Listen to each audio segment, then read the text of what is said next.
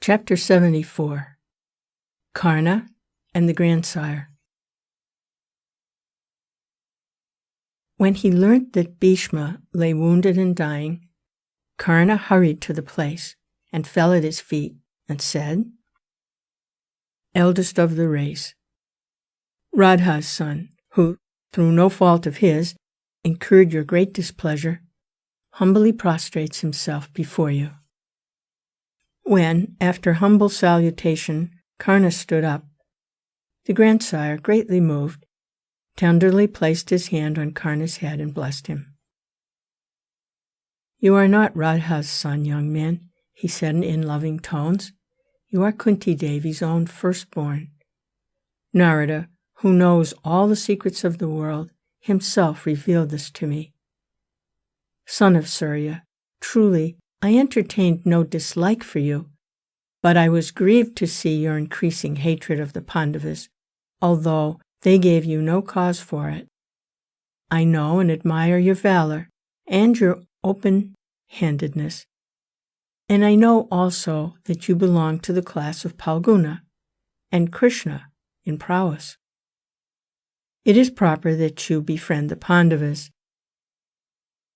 Therein lies the right path for you, who are their brother. With the closing of my part in this war, may the chapter of your enmity also close. This is my wish, Karna." Karna listened respectfully and replied,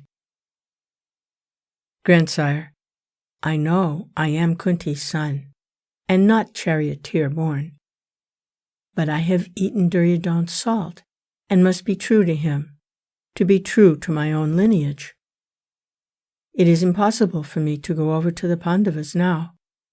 You must permit me to repay with my life, if it so be the debt I owe to Duryodhana for his love and trust. I have erred greatly in word and deed. You must forgive me for it all, and give me your blessings." The great Acharya, who knew all the laws of right conduct and what Karna said, replied, "Do reflect for a while, and then do as you wish, for that is the right way." Even when Bhishma was mortally wounded and lay dying, the battle did not cease. Discarding the grandsire's words of wisdom, the Kauravas resumed the battle. Deprived of Bhishma's leadership, the Kaurava forces felt like sheep without a shepherd when Bhishma no longer led them. Indeed, even as Bhishma fell wounded, the men shouted, "O Karna, you are the one left to lead and protect us." The Kaurava warriors felt that if but Karna would agree to take up the command, victory was certain. During the first 10 days, when Bhishma led the forces, the son of Surya kept away from the battle. As already narrated, deeply hurt at the grandsire's contempt, Karna had said, "So long as you are up fighting, I shall keep aloof. If you slay the Pandavas and bring victory to Duryodhana, I shall be glad, and I shall then, taking the king's leave, go to the forest. But if you be defeated and go to the abode of the brave, I, who am not deemed by you as an Adirat, master of chariot warfare, will ride my chariot and oppose those whom you deem to be of greater prowess than myself, and defeating them, bring victory to Duryodhana."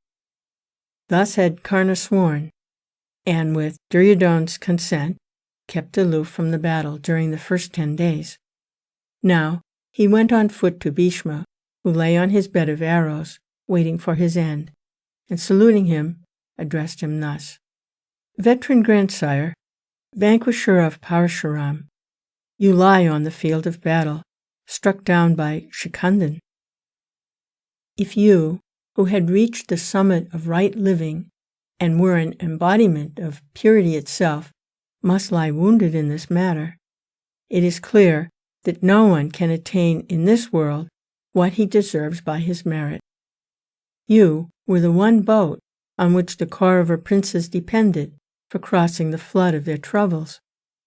Heavy indeed will be the blows that the Pandavas will now deal at the Kauravas, and great will be their consequent distress.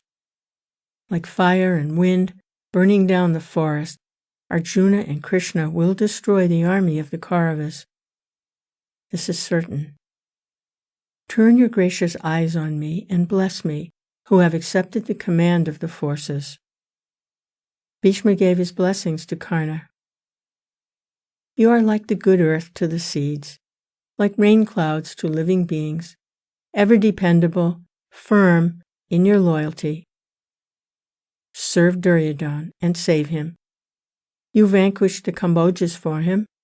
You put down the Kiratas of the Himalayas for him. You fought the Girivrajas on his behalf and defeated them. Many more things you have accomplished for him. Take charge of the Kaurava army now as your own rich possession and guard it well.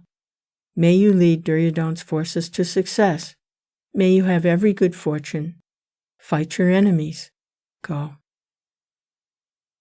Karna, having received the benediction of the Grandsire, mounted his chariot and rode to the battlefield.